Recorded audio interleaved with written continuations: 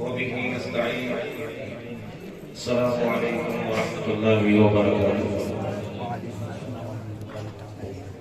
ایک بات درود پاک پڑھ لیے اللہم صلی علی سیدنا مولانا محمد مبارک وسلم علیہ صلاۃ و سلام علیک یا رسول اللہ صلی اللہ علیہ وسلم.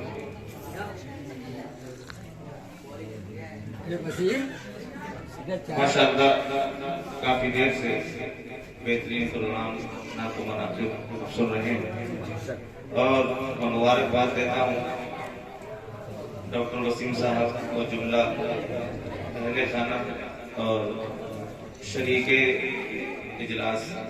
ماشاءاللہ بہت پیاری محفل سجائی اور میں اپنی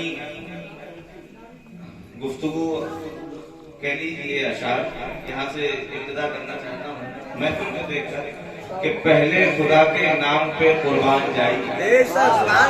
پہلے خدا کے نام پہ قربان جائیے پھر رحمت تمام پہ قربان جائیے. اور رحمت برس رہی ہے جو محفل میں 400 رحمت برس رہی ہے جو محفل میں 400 محفل کے اہتمام پہ قربان جائیے. محفل کے اہتمام پہ قربان جائیے. اللہ تبارک و تعالی ہمارے جذبوں کو سلامت رکھے.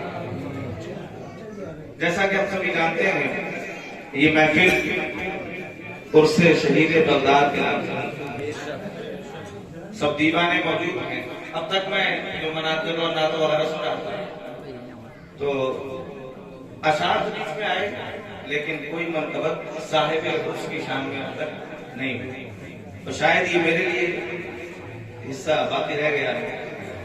آپ حضرات محبت کے ساتھ سماعت فرمائیں گے ترنم میں نہیں، ترنم میں آپ سن چکے نہ ہی میرے پاس وہ آواز ہے جو ان نعتخوانوں کی طرح میں آپ حضرات کے دلوں کو منور کر سکوں. تحت میں کچھ اشعار پیش خدمت ہے، مطلب ملاحظہ فرمائیں. لوگ اپنے اپنے طور پر تعریف کرتے ہیں اور تعریفیں کی کہ شیخ صاحب کون تھے، علامہ سعید الحق محدث بدایونی کون تھے. اس ناچیز خاصات نے اپنی تکبندیوں میں کچھ یوں عرض کیا ہے کہ ہے قلم حیران، ہے قلم حیران لکھے کیا کہ کیا کیا تھا اسے. وہ بڑی ذات بڑی بارگاہ ہے، میں خاصات کیا تعریف کر سکتا ہوں. ہے قلم حیران لکھے کیا کہ کیا کیا تھا حسین، غوث اعظم کی عنایت کا کرشمہ تھا.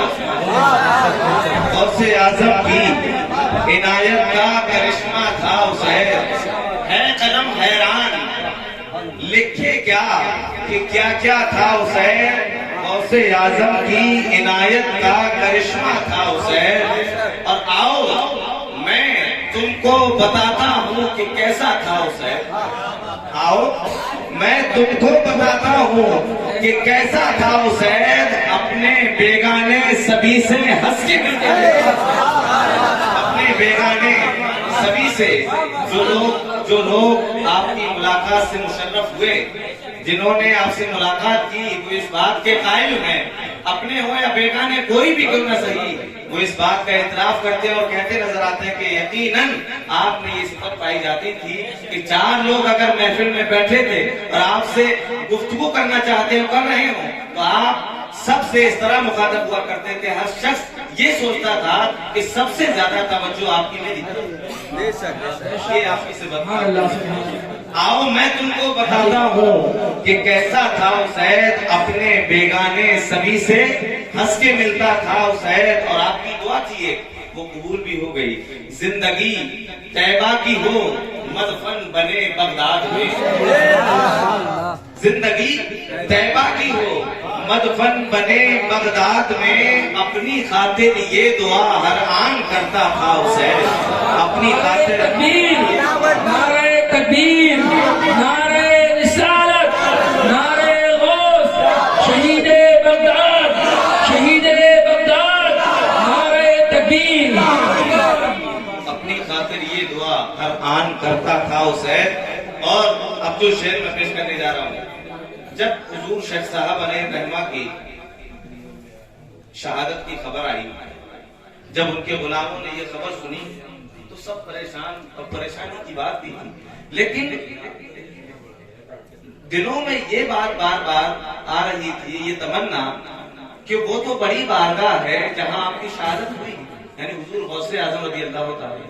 آپ تو ایک اشارے میں مردوں کو جلا دیا کرتے ہیں، آپ نے مردوں کو زندگی عطا کی ہے. کاش کہ وہی کرامت آج پھر ہو جائے اور ہمارے شیخ صاحب لوٹ کر واپس بدائی ہو جائے. یہ تمنا دل میں آ رہی تھی، لیکن حالانکہ ایسا ہو سکتا تھا، یہ ہمارا وجدان کہتا ہے، لیکن اس میں شخصیت تھی، اس کی ایک وجہ تھی. غوث اعظم کو شیخ صاحب اس قدر پسند تھے اور پسند آ گئے تھے. اس کی مصلحت کیا تھی؟ وہ شعر میں ملاحظہ فرمائے کہ مصلحت یہ تھی، مصلحت یہ تھی کہ پہلو میں رہے عاصم شہید. مصلحت یہ تھی کہ پہلو میں رہے عاصم شہید، تم بھی اذنی سن کے ورنہ اٹھ بھی سکتا تھا، تم بھی اذنی سن کے ورنہ اٹھ بھی سکتا تھا. مصلحت یہ تھی کہ پہلو میں رہے عاصم شہید، یہ وجہ تھی. ہے حسین اب اگر نعرہ تکبیر، نعرہ رسالت، نعرہ غوث، شہید بغداد، شہید بغداد، کون سے شہید بغداد، نعرہ تکبیر، نعرہ رسالت. سبحان اللہ، سبحان اللہ. مصلحت یہ تھی. لوگ سوچتے رہ گئے کہ آخر کیا ہوا کیا نہیں ہوا. مصلحت یہ تھی. غوث اعظم تو مردے سے کہتے تھے تم بے اذنی، تو مردہ اٹھ کے کھڑا ہو جاتا. مصلحت یہ تھی کہ پہلو میں رہے عاصم شہید، تم بے اذنی سن کے ورنہ اٹھ بھی سکتا تھا حسین، تم بے اذنی سن کے ورنہ اٹھ بھی سکتا تھا حسین. اور آپ کی یہ صفت بھی ملاحظہ فرمائیے کہ وہ کشادہ قلب بھی تھا اور کشادہ دست بھی. وہ کشادہ قلب بھی تھا اور کشادہ دست بھی. بندہ پرور کہیے جس کو ایسا بندہ تھا، بندہ پرور کہیے جس کو ایسا بندہ تھا حسین. بندہ پرور کہیے جس کو. یہ شعر بھی ملاحظہ فرمائے، وقت بھی زیادہ ہو رہا ہے، تکرار زیادہ نہ ہو تو بہتر ہے کہ جس کی فیاضی پہ نازاں، جس کی فیاضی پہ نازاں خود تھے اوصاف سخا. جس کی فیاضی پہ نازاں خود تھے اوصاف سخا. حضرت عثمان غنی کا ایسا بیٹا تھا، حضرت عثمان غنی کا. سخاوت کی صفت کیوں نہ آپ کے اندر پھوٹ پھوٹ کے پیوست ہوتی، کیونکہ آپ بیٹے کس کے تھے؟ عثمان غنی کے، جن کی مثال آج بھی دنیا لانے سے قاصر ہے. حضرت عثمان غنی کا ایسا بیٹا تھا حسین.